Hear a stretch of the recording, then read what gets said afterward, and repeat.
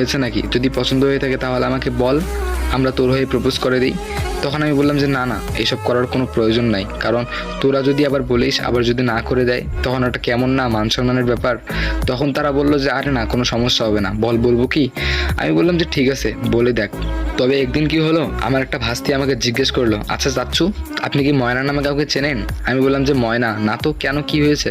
তখন আমার ভাস্তিটি বলে, সেই ময়না মেয়েটি আপনার নামে অনেক কিছু জিজ্ঞেস করেছে আমাকে। আমি বললাম কি কি জিজ্ঞেস করেছে?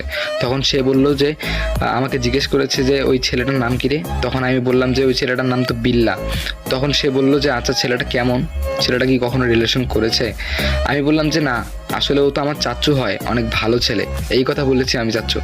তখন আমি বললাম যে বাহ, ভালো কাজ করেছিস। তখন আমার সেই ভাস্তিটি আমাকে বললো, আচ্ছা চাচ্চু তুমি কি চিন্তা? আমি বললাম যে না, আমি তো চিনি না, তোকে যে কেন জিজ্ঞেস করছে সেটা তো আমি নিজেও জানি না।